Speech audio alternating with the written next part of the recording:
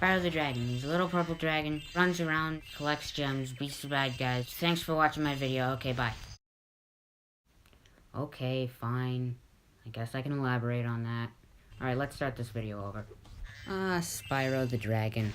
He went from being on top of the world, like with the greats like Mario, Sonic, even Crash Bandicoot. And the next thing you know, he can't afford a house anymore, so he's sleeping on the hobo mattress at your local French school. Right there. But then, after years of fan outcry, finally he comes back.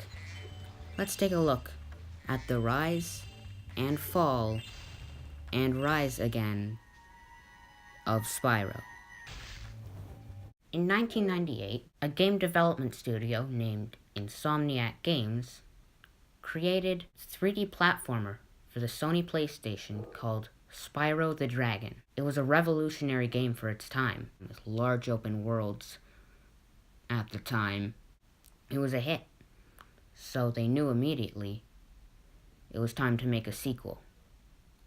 And lo and behold, a year later, they made a sequel that was even better than the original, according to everyone on Earth. It had more stuff, more characters. It was called Spyro Ripto's Rage. At least that's what I'm going to be calling it because I live in North America. Now, unfortunately, I have to skip over a bunch of details. I'd love to go into detail on this, but I have to cover the entire franchise. So, I'm going to skip all the details, but pretty much what happens in that game is this weird, short, red guy with a unicorn horn named Ripto needs to be stopped. They also introduced some new characters, such as Professor Guy, who is voiced by the same person that does SpongeBob. Just a few more adjustments to these orbs. It's working!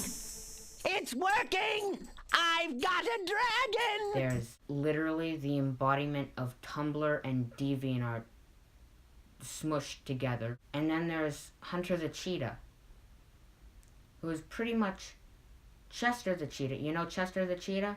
The mascot for Cheetos? Yeah, well, he's pretty much Chester the Cheetah's cousin, who is even more high than Chester the Cheetah. This dude's like, oh, he's just...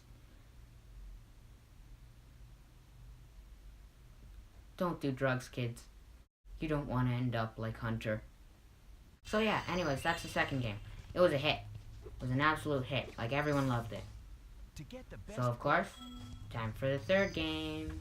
Alright, Spyro 3, Year of the Dragon. Unarguably the best of the trilogy.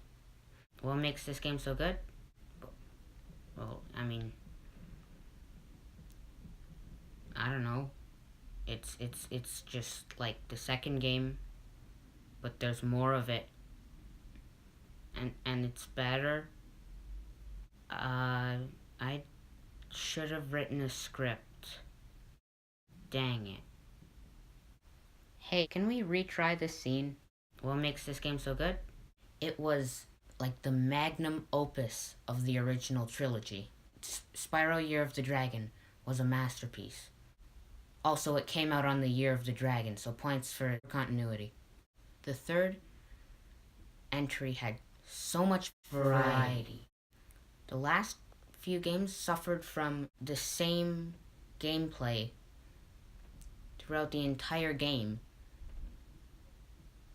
with very little to spice it up, whereas with Spyro 3, there's so much variety, so many things going on. It's incredible. And there's even 4 new unlockable characters. Also, Hunter the Cheetah looks as stoned as ever. Oh, and also there are some sections where it's straight up just a better version of Tony Hawk's Pro Skater, or like the skate games, and Spyro on them. So that's cool. Sure, like the other 2 games in the trilogy, the voice acting is bad, and it's truly a product of its time. But I don't know, there's more charm in this one than any other Spyro game, in my opinion, and that's why Spyro 3 is my favorite Spyro game. So the story in Spyro 3 is that a bunch of the dragons had kids, but they aren't hatching yet, they're just dragon eggs, and they get stolen, and that's bad. Here, I'm just gonna pull up the opening cutscene right now.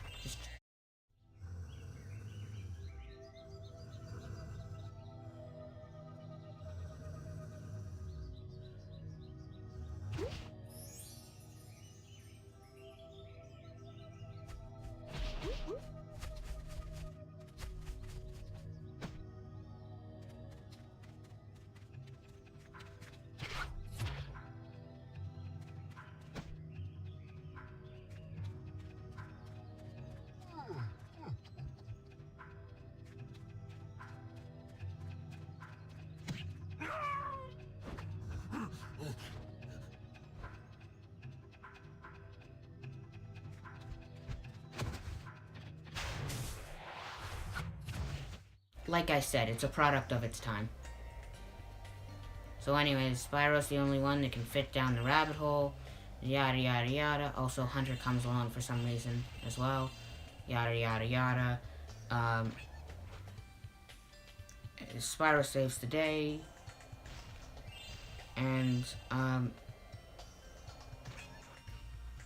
yeah, so that concludes the end of the original trilogy of Spyro games. And you're probably thinking to yourself, so how is this the rise and fall and rise? I don't see any falling. At this point, Spyro was on top of the world. He was up there with Mario, Crash Bandicoot, and Sonic. Like, he was a main mascot, earning billions of dollars. So, it's not like anything could possibly go wrong for Spyro, right? You know for a fact that I only said that because that's exactly what happened. And I will cover that in part 2. Until then, bye.